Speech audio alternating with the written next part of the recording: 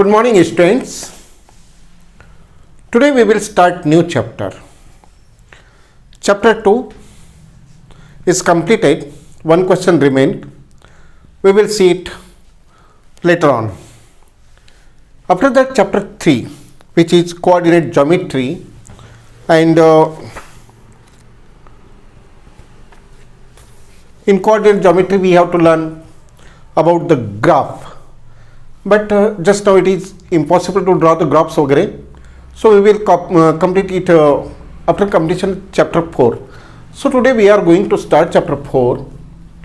chapter 4 के बाद में chapter 3 पढ़ेंगे, ठीक है। उसके पहले आपको मैं कुछ टास्क दूंगा आपको कि ग्राफ पेपर वगैरह कैसे प्लॉट करते हैं, वो आपको करना है. सो chapter 4 is linear equations in two variables. Chapter 4 linear equations in two variables, page number 66. उस पेज पर आपको यहां पर एक चीज गिवन है, पेज नंबर 67. पेज नंबर 67 पर यहां पर ये जो मैंने अंडरलाइन किया एट द मिडल, एग्जाम्पल 1 के ऊपर में, any equation which can be put in the form ax plus by plus c is equal to 0, where a, b, c are real numbers and a and b are not both 0, is called linear equation in two variables. ये जो chapter की title है linear equations इन two variables, इसमें दो बातों पर आपको concentrate करना है. लीनियर इक्वेशन का मीनिंग क्या होता है? पॉलिनोमियल जो भी चैप्टर हमने कंप्लीट किया उसमें एक्सरसाइज 1 में हमने पढ़े थे कि किसी भी इक्वेशन में वेरिएबल की डिग्री यदि 1 है तो उसको लीनियर इक्वेशन कहता है, डिग्री यदि 2 है तो उसको क्वाड्रेटिक पॉलिनोमियल क्वाड्रेटिक इक्वेशन कहेंगे, और इसकी डिग्री यदि 3 है तो उसको क्यूबिक पॉलिनोमियल कहते हैं. तो हमें लीनियर इक्वेशन मतलब यहां पर जितने भी वेरिएबल्स आएंगे उनका डिग्री 1 होना चाहिए, पावर 1 होना चाहिए, तो वो लीनियर इक्वेशन कहलाएगा. टू वेरिएबल्स क्या होता है?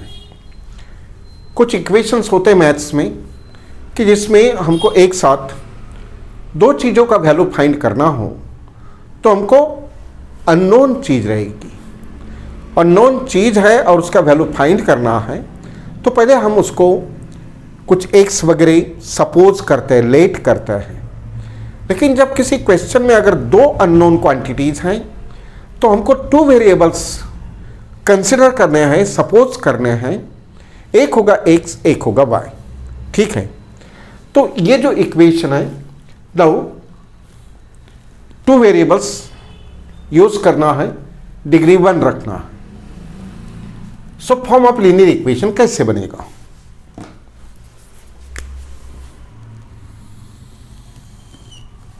फॉर्म ऑफ लीनियर इक्वेशन कैसे बनेगा?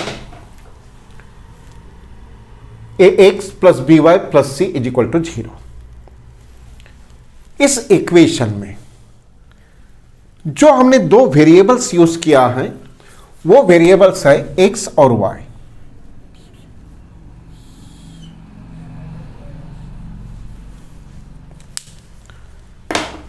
ये वेरिएबल्स है.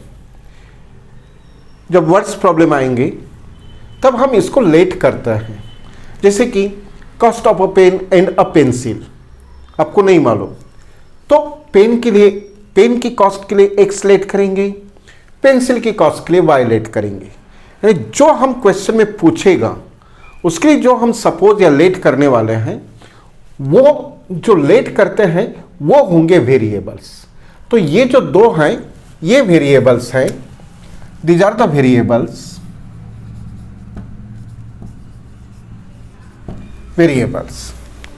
नाउ इस इक्वेशन में ए बी सी क्या है? जैसे कि मैंने कहा कि cost of pen, cost of pencil, अगर हम ये लेट करते हैं तो फिर आपने पेन्स कितने लिया? 1 2 3 4 5. तो वो जो 1 2 3 4 5 जो हैं वो रियल नंबर जो होते हैं वो इनसे डिनोट करता है. पेंसिल आपने कितने लिया वो यहाँ से डिनोट करेंगे। ये नंबर ऑफ पेंसिल्स है, ये उसकी कॉस्ट है। ये नंबर ऑफ पेन्स है और नंबर ऑफ पेन्स है, ये उसकी कॉस्ट है। कॉस्ट वेरिएबल है और नंबर ये रियल नंबर्स होते हैं। तो इस इक्वेशन में अकॉर्डिंग टू डेफिनेशन जो मैंने आपको बताया पेज नंबर 67 पर सैंपल प्रॉब्लम एग्जांपल 1 के ऊपर में, यहां पर A, B, C these are real numbers. These are real numbers and most important A is equal to not 0 and B is equal to not 0. ये आपके डेफिनेशन में कहाँ है? The form of linear equation is ax plus by plus c is equal to 0 where a, b, c are real numbers and a and b are not 0. A and b are not both 0. It's called linear equation in two variables. क्योंकि यदि आपने a is equal to 0 रख दिया तो आपको तो 0 से multiply करके ही वेरिएबल ही खत्म हो जाएगा, तो वैल्यू किसका निकालेंगे? इसलिए हम ये 0 नहीं ले सकते, ये 0 नहीं ले सकते। लेकिन c इज इक्वल टू 0 हो रह भी सकता है, नहीं भी रह सकता है, बट जब ये वेरिएबल्स आते हैं तो ये भी नहीं रहता है।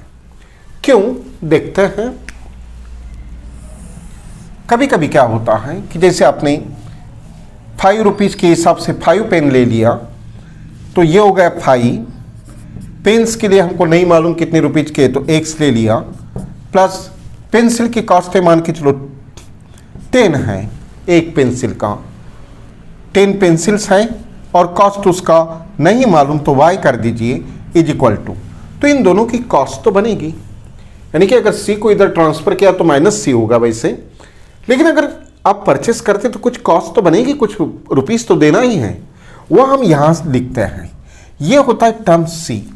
तो c कभी कभी 0 नहीं होता है, लेकिन कुछ कंडीशंस आते हैं क्योंकि डिफरेंट टाइप ऑफ क्वेश्चंस होते हैं। कभी एक आध बार ट्रांसफ़र करके 0 आ भी सकता है और आएगा। वर्ड्स प्रॉब्लम अभी 9th में तो आपको ज़्यादा है नहीं, 10th में 0 आता है समटाइम्स, तो हम बाद में पढ़ेंगे, पर ये 2 0 नहीं रहेंगे, ये डेफिनेशन है। ओके, नाउ एक चीज और रिक्वायर करती है, लेकिन देखता है कि एक्सरसाइज 4.1 के लिए वो कंडीशन रिक्वायर है या नहीं है। फिलहाल नहीं है तो उसको हम नेक्स्ट पीरियड में पढ़ेंगे। फिलहाल एक्सरसाइज 4.1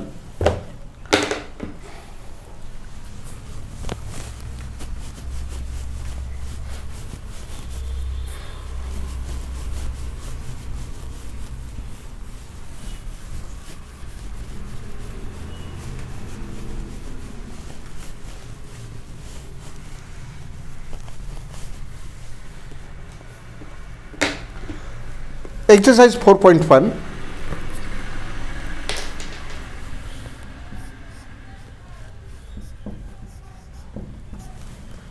क्वेश्चन 1,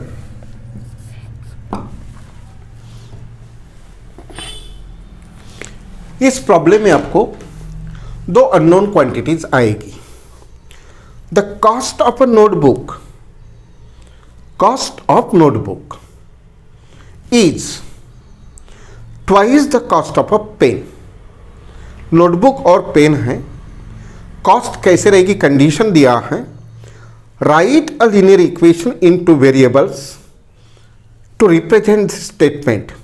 इस स्टेटमेंट का लीनियर इक्वेशन क्या होगा वो बताइए। Take the cost of a notebook to be ₹X and that of a pen to be ₹Y। तो ये होते वेरिएबल कॉस्ट के लिए, ठीक है। Let the cost of a notebook, one notebook,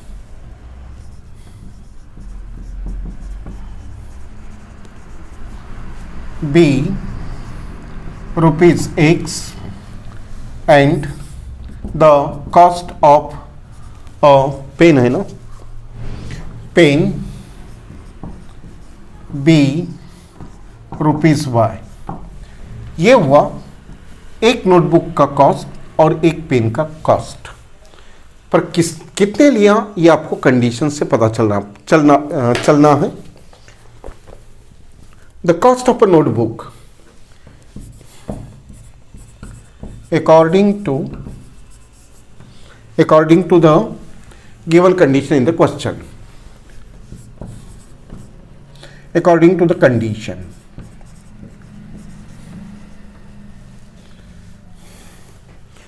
cost of a notebook, A notebook का cost कितना है,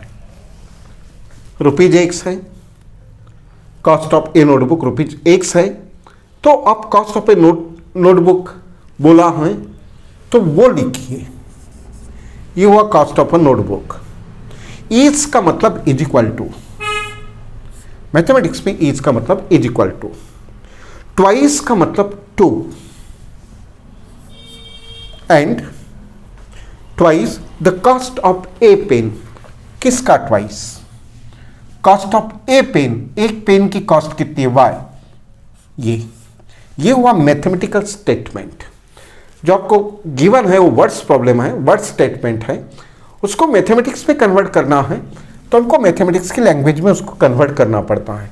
that's why this is equation लिखना है तो x माइनस 2y इक्वल्स 0। इसमें c टर्म 0 हुई, लेकिन a यहाँ पर a की वैल्यू नहीं है तो कितना रहता है? 1। ये a की वैल्यू है, ये b की वैल्यू है, c टर्म 0 हो सकती है।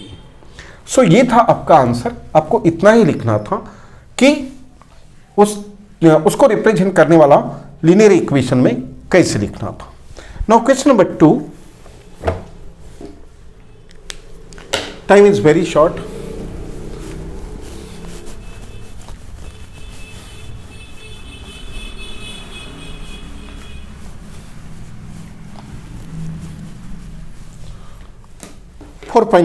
Question 2, express the following linear equations in the form of. आपको यहां पर कुछ इक्वेशंस दिए हैं, उनको लिखना है आपको ax plus b y plus c is equal to 0 के फॉर्म में लिखना है and indicate the values of a b c के वैल्यूज भी लिखना है। इसमें ए बी सी के वैल्यूज लिखना है। First one 2x plus 3y equals 9.35 बार। इस तरह से इसको आपको इससे इस फॉर्म में लिख करके ए बी सी के वैल्यू निकालना है। तो पहले तो आप इस फॉर्म में लिखिए, यानी ये जो सी टर्म है उसको LHS में लेके आइए। Therefore 2x plus 3y positive becomes negative minus 9.35 बार इक्वल्स 0। अब ये इक्वेशन इस फॉर्म में आया। अब आपको चाहिए ए बी सी के वैल्यू कितने, तो इसको कंपेयर करेंगे। कंपेयरिंग विथ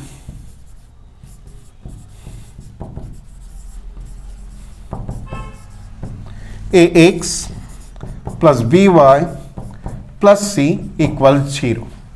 सो एक से एक, तो a का वैल्यू कितना, एक से कंपेयर करेंगे तो x है, तो a का वैल्यू कितना, a is equal to 2, b is equal to 3 and c is equal to minus 9.35 बार ओवर। इस तरह से आपको सब में करना। क्वेश्चन 2 ऑलरेडी इस फॉर्म में है।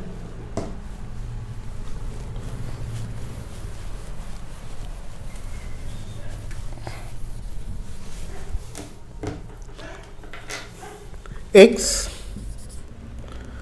minus y upon 5 minus 10 equals 0. We can write this one x minus 1 upon 5 y minus 10 equals 0.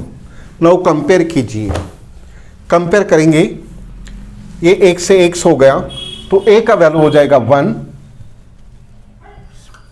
B का वैल्यू हो जाएगा -1/5 और सी का वैल्यू हो जाएगा -10। इस तरह से आपको सबको करना है, जो नहीं है उसकी जगह 0 लिखना है। 0 कहां पर है, है ना। सो टाइम काफ़ी ज़्यादा हो गया है। So okay students, you try your self and try to complete this question. So see you tomorrow. Till then, good day, goodbye. Thank you.